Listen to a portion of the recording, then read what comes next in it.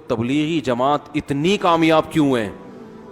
اتنی کامیاب حالانکہ ایک پیسہ بھی نہیں ملتا، کھانا چائے نسوار پان گٹکا سب اپنے خرچے پہ.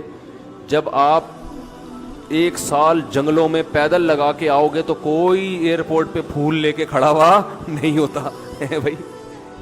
نہ دفتر میں کوئی انکریمنٹ لگ جاتا ہے، نہ گورنمنٹ کی طرف سے کہ ماشاء اللہ چونکہ ان کے کوئی سرٹیفکیٹ بھی نہیں ملتا.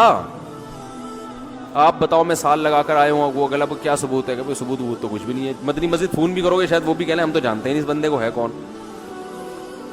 کچھ بھی نہیں مل رہا ہوتا پھر بھی اتنی کامیاب کیوں ہے؟ پھیلتا ہے جو کام پھیل رہا ہے. وجہ کیا ہے؟ کہ جب یہ دعوت دینے کے لیے جاتے ہیں تو اپنے آپ کو چھوٹا بنا کے، یہ نہیں کہ ہم تیرے کو سکھانے آئے ہیں، تجھے کچھ پتا وتا ہے نہیں بھائی، ہم سیکھنے آئے ہیں، آؤ مسجد میں بیٹھ کے مذاکرہ ہو، ہم بھی سیکھیں گے آپ بھی سیکھیں گے، ہم نے تو خود کلمہ پڑھا ہے تو ہم سیکھنے والے.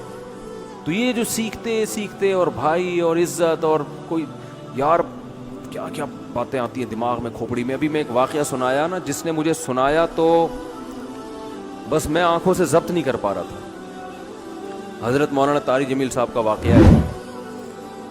ایک شخص آیا مجھ سے ملنے کے لیے، خواجہ سرا ہے. میں تو پہلی دفعہ زندگی میں کوئی خواجہ سرا مجھ سے ملا. میں سمجھا کہ پراپر آدمی، اتنی بڑی اس کی داڑھی اور رنگ ماشاءاللہ بڑی مردانہ وجہ. لیکن جب بات چیت کا انداز ہوتا ہے تھوڑا سا وہ ایٹیٹیوڈ سے اندازہ ہو گیا کہ یہ مکمل مرد نہیں ہے. تو اس نے مجھے خود بتا دیا میں خواجہ سرا ہوں. میں نے کہا بھائی ہم سے ملنے کے لیے کیسے آئے آپ، اتنی بڑی داڑھی آپ کی. اس نے اپنا جو واقعہ سنایا نا، میں 3 دفعہ وہ واقعہ سناتے ہوئے رویا ہوں. اور جب وہ سنا رہا تھا اس وقت میرے آنکھوں سے آنسو نکل رہے. اس نے یہ ابھی بھی میرا بیان سنتا ہے وہ.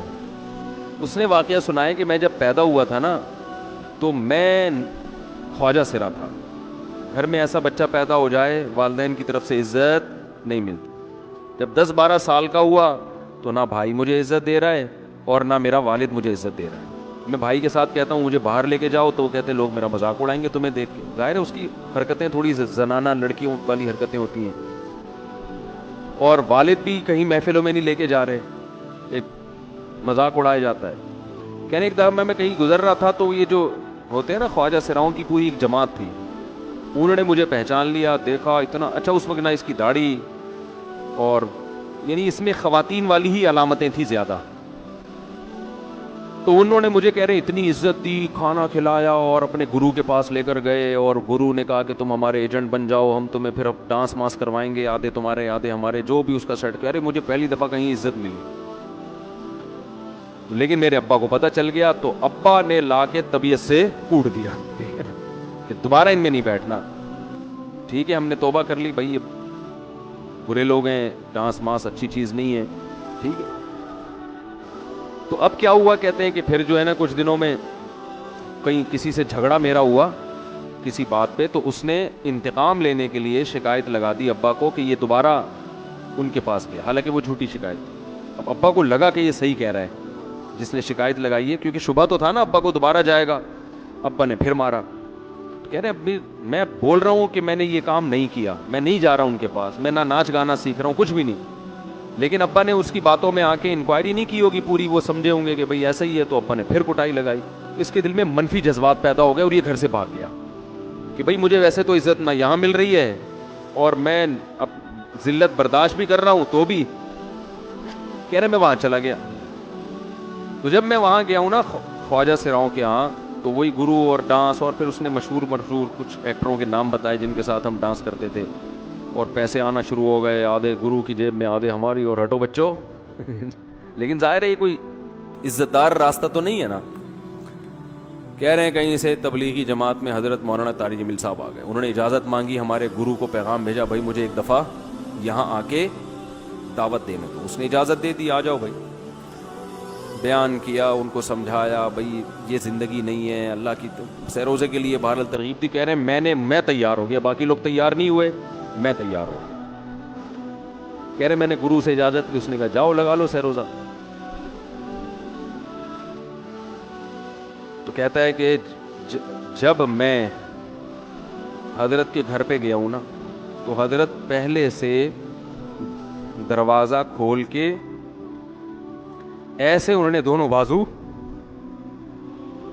پھیلائے ہوئے تھے استقبال کے لیے، پہلے سے کھڑے ہوئے تھے علماء کے ساتھ. اتنے مشہور آدمی، اتنی بڑی سیلیبریٹی اور اتنے بڑے بڑے علماء، ان کی پگڑیاں، ان کے اتنا خوبصورت لباس، جو خود عزت دار لوگ ہیں، کہہ رہے ایسے جو ہے نا میرے استقبال کے لیے دونوں بازو پھیلا کر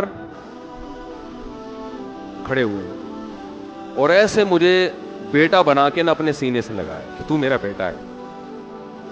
کہہ رہے خدا کی قسم مجھے زندگی میں پہلی مرتبہ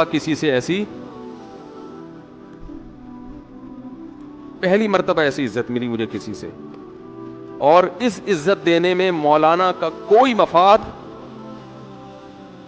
بولو بھائی، کچھ بلکہ ذلت ہوگی نا. لوگ کہتے ہیں خواجہ سرا کو بیٹا بنایا، اور اس وقت تو اس پہ بیچارے میں کچھ زنانہ سی علامتیں بھی تھیں، تو خواجہ سرا کو کیا دے رہے ہیں؟ عزت دے رہے ہیں. کیا کسی تاجر پہ محنت کرو تو تھوڑا چندہ دے دے گا مدرسے کو، ایسا ہی ہے نا؟ اور کسی افسر پہ محنت کرو تو تعلقات کیا ہو جائیں گے؟ جب وہ دین پر آئے گا تو اس سے کیا فائدہ؟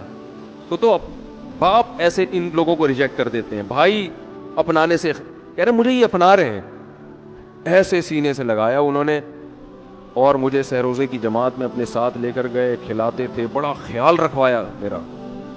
کہہ رہے اس کے بعد پھر میں نے گرو سے اجازت لی. وہ گرو چھوڑتے تھوڑی، ان کو پیسے ویسے دیے، جان چھڑائی نا، وہ بھی غلامی کی طرح نکلنا پڑتا ہے. پیسے دیے پتہ نہیں کتنے لاکھ یا کتنے ہزار روپے. وہاں سے پھر نکل کے 4 مہینے اس میں بھی خیال کیا. تو پھر تبلیغ کے بزرگوں سے ملا، پھر انہوں نے پورا مجھے بتایا کہ بھائی تم یہ علاج کرو تاکہ تمہارے اندر یہ زنانہ علامتیں ختم ہو. تو وہ علاج کر رہا تھا ماشاءاللہ، اس انجیکشن لگے، انجیکشن میں ڈاکٹروں کی بھی مدد کروائی. یہ ایسی این جی او ہے میرے بھائی جس کو کوئی بھی این جی او نہیں کہتا، نہ ان کے کوئی اشتہار آ رہے ہیں. کتنے لاکھوں لوگوں کو اس طرح سے یہ لے کر بھی آئے اور ان کے مسائل بھی حل کیے، مگر نہ کوئی ویڈیو بن رہی ہے، نہ کوئی اشتہار آ رہا ہے. یہ تو اس نے خود مجھے بتا دیا نا، اور اس نے کہا ایسے سینکڑوں لوگوں کے ساتھ ہوا ہے. تو اس کی ماشاءاللہ اب داڑھی نکل گئی. اس نے کہا آہستہ آہستہ میں اللہ سے امید ہے کہ مکمل مرد بن جاؤں گا میں. تو یہ ہے وہ دعوت جس میں آپ کا کوئی مفاد بولو نہیں. تو دعوت کے کام میں جب تک اس درجے کا اخلاص نہیں ہوگا، اس وقت تک آپ کی دعوت میں جان پیدا نہیں ہوگی.